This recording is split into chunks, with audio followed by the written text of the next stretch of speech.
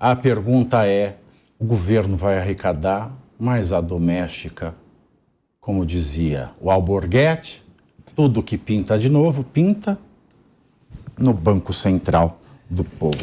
Bom, agora, falando em coisas muito loucas deste governo, um grupo de 33 deputados, liderados pelo deputado Luiz Felipe Orleans e Bragança, apresentou um pedido de impeachment contra o presidente Luiz Inácio Lula da Silva. Os parlamentares citam como pontos preocupantes a declaração de Lula sobre querer feder Sérgio Moro e também sobre ataques às instituições de combate à corrupção. Os deputados colocam como exemplo desses ataques o fato de o presidente ter afirmado que uma operação da Polícia Federal contra o PCC teria sido uma armação de Moro. O documento entregue à presidência da Câmara dos Deputados acusa Lula de suposto crime de responsabilidade e aponta ingovernabilidade por incapacidade de, abre aspas, aglutinar coesão em torno de um plano nacional no Congresso, fecho aspas. Entre os que assinaram o documento estão os deputados Nicolas Ferreira, Deltan Dallagnol e Bia Kicis. Um beijo para Bia Kicis. A aprovação depende do presidente da Câmara, Arthur Lira. Este já é o 7º pedido de impeachment contra Lula. A maior parte foi motivada por declarações públicas. Bom, eu vejo o seguinte, vou passar para vocês, se digladiarem. Para mim, existem 5 pontos na lei de impeachment que o Lula já aparentemente afrontou. Artigo 6º, inciso 2. Ameaçar membro do Congresso. Artigo 8º, inciso 4. Colocar em risco a segurança interna nacional. Artigo 9, inciso... engraçado, né, para eu lembrar. 9, inciso 7. É a quebra de decoro. Depois tem o artigo 10, inciso 12. Eu posso estar errando, tá? Depois eu vou checar aqui que eu estou lembrando de cabeça. Que é a questão de adotar uma medida fiscal, prejudicial, alguma coisa desse tipo aí. Adotar medida fiscal sem a previsão legal, que seja legal. O que aconteceu? O orçamento secreto foi declarado inconstitucional. O orçamento secreto é o R2, tá? Aí ele criou uma coisa que chama R9, que é o orçamento ultra secreto. Ou seja, ele tomou uma medida econômica ilegal. O Supremo acabou de dizer que é inconstitucional. E por último, se não me falha a memória, artigo 13, inciso 14, eu vou conferir aqui, que é desrespeitar a decisão judicial, que foi a questão do orçamento secreto. E vocês acham que vai acontecer alguma coisa? Você acha que o Arthur Lira vai reagir? Como que ele vai reagir a isso? Será que ele vai falar assim, olha, o apoio, não está fácil conseguir apoio para o governo? Aí sempre vem aquele cifrão no olho, assim. Infelizmente, eu acho que nada vai acontecer. Né? A gente sabe que no Brasil, tanto que eu até perguntei, né? No Tá na Roda, nosso programa lá de domingo, eu perguntei isso pro Dallagnol, eu perguntei isso pro Nicolas Ferreira. A gente pergunta, tá bom, muito se fala crime de responsabilidade, se fala muito, crime de responsabilidade, quebra de decoro parlamentar, mas alguma coisa pode acontecer? E até eles mesmo dizem, a gente tem que entrar, mas realmente a gente não sabe se vai ser o suficiente para que aconteça. Perfeito. Agora, se não é suficiente, olha só a aula que você deu pra gente agora. Gostou? Professor. Muito bem. Ameaçar membros do Congresso, que você falou? Isso, exato. Ameaçar membros do Congresso. Ele ameaçou. Tá gravado. Ele conseguiu não ter a inteligência para ameaçar de uma forma gravada. Ele falou, só iria estar feliz quando fedesse o Sérgio Moro. Ele colocou em risco a segurança nacional. Quando? Quando ele debocha. Ele debochou da Polícia Federal, que descobriu um plano para matar autoridades públicas. Ele debochou. Então, ele colabora para um risco à segurança nacional. Eu ainda incluo aí o ministro da Justiça dele, que entra dentro de uma comunidade comandada pelo tráfico de drogas, da forma como ele entrou. Para mim também é um risco à segurança nacional, mostrando como ele foi autorizado para entrar ali. Então, eu me limito nesses dois. Se você disse que está aí, que isso já embasa um pedido de impeachment, Claro que cabe o pedido de impeachment. O negócio é que a gente sabe que vai haver o pedido de impeachment, mas que nada vai acontecer. Então, o que pode acontecer? Tem como o Lula parar de fazer besteira? Porque a gente está falando de 4 meses de governo. 4 meses. Olha tudo que ele já fez. Olha todos os absurdos que já foram cometidos. Inclusive um desrespeito a autoridades públicas. Então, eu não vejo uma forma do povo ter esperança de que as coisas vão mudar. Porque não vai. A gente sabe que a gente está conversando aqui, mas que não vai ter impeachment Então a nenhum. esperança não venceu o medo. Não.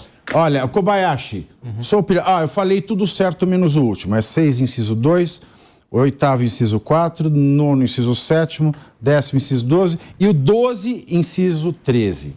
Tá? Eu só errei o último, que eu falei 13 e 14, mas é 12 e 13. Primeiro, parabéns pela memória, hein, Pavão? Obrigado. Rapaz. É um gênio. Não, sabe genial. Todos os artigos e incisos. Mas a questão é o seguinte, a gente sabe que a legislação atual dá ao presidente da Câmara, que é a primeira autoridade a fazer um juízo prévio de admissibilidade de um pedido de impeachment, o poder de sentar em cima do pedido e não decidir, nem que sim, nem que não.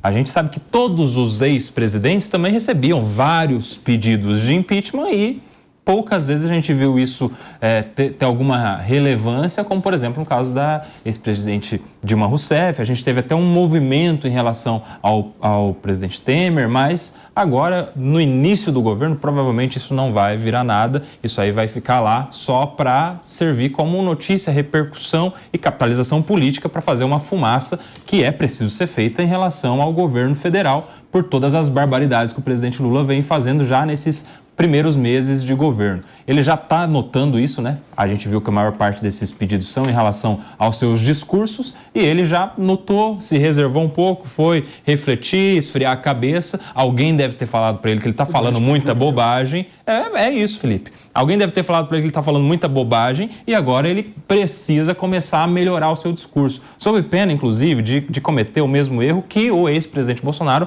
cometia no discurso, muito impulsivo, fala muito o que pensa. O político ele precisa ter um pouco mais de contar até 10 antes de falar alguma coisa para não revelar palavras que possam insurgir, por exemplo, em pedidos de impeachment como esse. Agora são 15 horas e 52 minutos. E aí, quem pica é o mosquito ou a mosquita? Pavinato, a gente já passou por 2 processos de impeachment nos últimos anos. A gente sabe bem como é que funciona o impeachment. Não basta só ter... 2 processos de impeachment? A Dilma e o Collor. O Collor. Mas não era assim. Claro. Era assim. Então a gente sabe, mais ou menos, quando que se concretiza o impeachment do presidente da República. Não basta só incidir nos artigos que o Pavinato lembrou aqui. Não basta isso. Tem que ter aquilo que é chamado de tempestade perfeita. Exatamente. Ou seja... E a lei... Não. A lei é um mero detalhe. Tem que ter a tempestade perfeita. Agora, para eu tributar o cara da Shopee... Desculpa. Para eu tributar o cara Esquece a Shopee. É periférico isso, Pavinato. Não precisa de tempo perfeito. Basta chegar, faça a chuva. A gente sabe como é que funciona o impeachment, entendeu? Tempestade perfeita. O que é a tempestade perfeita? Tem que ter, além de incidir na hipótese de crime de responsabilidade bem colocado pelo Pavinato, tem que ter queda da popularidade do presidente da República. O Lula, queda da popularidade do presidente da República. Não é difícil. O Lula ainda tem 50% de aprovação do governo dele, na última pesquisa que você foi falou aqui. Mercado popular. Perfeito. Segundo ponto. Lá em Minas. Segundo ponto, uma base parlamentar que não seja coesa. O Lula e o governo ainda têm forte apoio parlamentar, quer você queira, quer não. Forte é uma palavra muito forte. Terceiro ponto, crise econômica. Ou seja, não tem uma questão muito clara para iniciar o processo de impeachment e para se concretizar o processo de impeachment. Então isso está parecendo que é o terceiro tempo. Perderam as eleições, estão tristinho, estão querendo levar no tapetão o processo eleitoral. Você não acha que o Brasil é um eterno terceiro tempo? Discorde, por favor. A questão é o seguinte, né? Eu acho que para a construção dessa tempestade perfeita é importante ter movimentações de diversos atores. E é papel... Tempestade perfeita. Que é essa tem que estar em Caraíva. Literal. Mas assim, para criar esse cenário terrível em que, de fato, viabiliza politicamente o impeachment, é muito importante que todos os agentes ali tentem fazer a sua parte, né? E a oposição tente fazer a sua parte. Então, é óbvio que não vai dar em nada, é óbvio que não vai acontecer nada, é óbvio que é simbólico. São 33 deputados, equivale a 6% da Câmara dos Deputados, é muito pouco. ainda para que seja algo significativo, mas é um começo, tudo começa de uma forma. Então, essa indignação e essa garantia dessa base aí tão coesa que o Felipe falou, talvez não seja o que venha acontecer nos próximos meses e anos, né? Então, a crise econômica naturalmente virá e será cada vez mais dura se o governo não for fiscalmente responsável, né? E levando em consideração que a gente está num cenário internacional muito mais duro. A popularidade do presidente tende a cair se essas coisas acontecerem. E tem esse arcabouço que frustrou a gente. Porque, veja, a gente tem uma série de coisas. Olha esse país. Eu não sei se isso pode ser tempestade perfeita ou não. Mas eu vou falar de 13 coincidências. 13 não, 14 coincidências.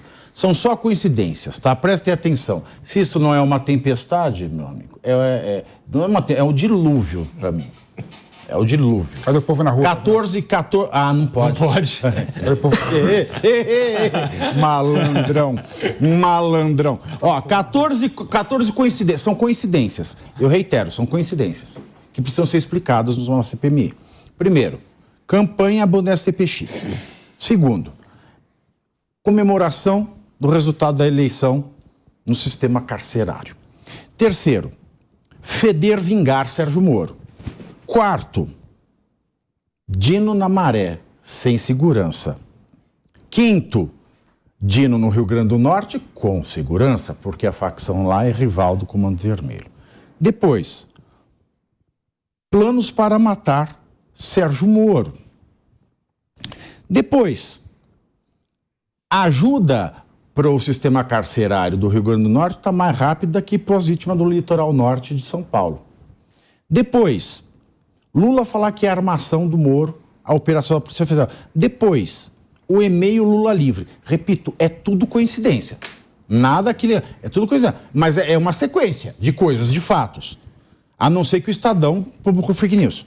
Depois, a questão do mesmo contador, a questão do mesmo advogado. Depois, o parecer da AGU permitindo o garimpo ilegal. E o garimpo ilegal é uma forma do crime organizado, em especial o PCC. Permitido receber ouro ilegal, diferente. Não é, pois é. garimpo ilegal. Aí você compra um ouro ilegal, você está com ouro legal. Pronto, você compra um ouro com dinheiro ilegal, você tem um ouro legal. Aí depois você tem ainda o caso do vereador de São Paulo, do Senival Moura.